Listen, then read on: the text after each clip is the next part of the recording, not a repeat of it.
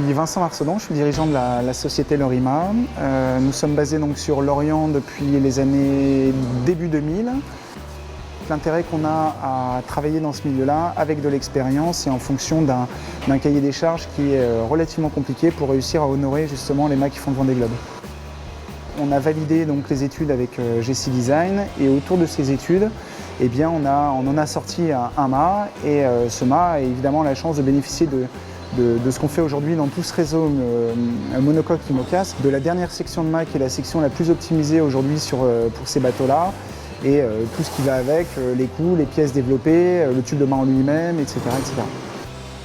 On a validé le plan de voilure avec une géométrie de mât. Nous, on a un dimensionnement qui est fait autour de ce mât pour pouvoir donc commencer par réaliser le tube. Le principe du tube aujourd'hui, c'est donc dans un moule dédié, là on a un moule en face avant, face arrière, et on utilise les produits qu'on utilise nous à longueur de temps, qui sont des produits pré-imprégnés de résine et qui permettent en fait de bien maîtriser les masses du tube, ce qui fait partie des choses primordiales parce qu'en fonction de la masse du tube, on va réussir à gagner sur la masse générale du bateau et donc pour avoir un comportement de bateau qui soit plus intéressant. Donc ça veut dire que du jour où on a validé cette étude, on a un plan de drapage qui nous permet donc de draper ce tube-là. Une fois qu'on a fait ce drapage, on le met donc sous vide, on le met dans l'autoclave. Le principe de l'autoclave, c'est d'avoir un meilleur composite donc, et avoir un meilleur résultat mécanique donc, sur les fibres, ce qui nous permet évidemment d'optimiser la masse, qui va toujours dans le même sens. Et après cuisson de ce tube, on va faire tout ce qui est montage sur le mât. Donc c'est le greffage de toutes les pièces, tête de mât, support de winch il y en a, pied de mât, vis-mulet. Donc toutes ces pièces sont rapportées sur le mât, les pièces sont cuites en autoclave. Une fois qu'on a finalisé ce montage, on aura fait tout le montage à blanc de toute la partie accastillage qui vient dessus.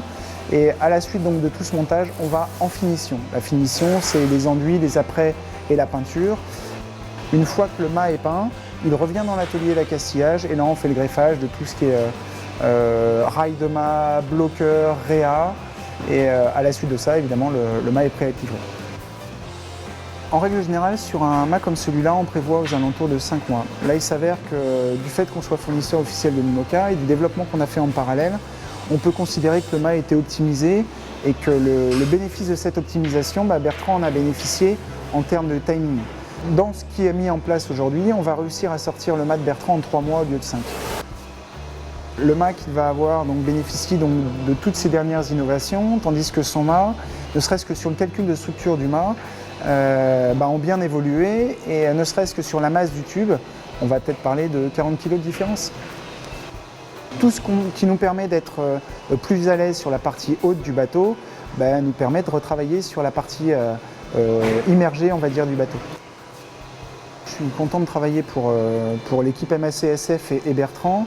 D'autre part parce que même si le bateau est un bateau assez âgé, il y a moyen d'écrire une super histoire avec ce projet-là. Et ce qu'il y a de très agréable dans notre métier, c'est de se dire oui, on permet aux skippers de bénéficier d'un produit qui est un produit de dernière génération, qui va permettre de faire évoluer encore le bateau et donc d'aller gratter des places par-ci, par-là, justement parce qu'il aura un bateau encore plus performant. Et ce qui est le plus intéressant, c'est de voir la différence de performance entre ce qu'il avait avant et ce qu'il va avoir demain.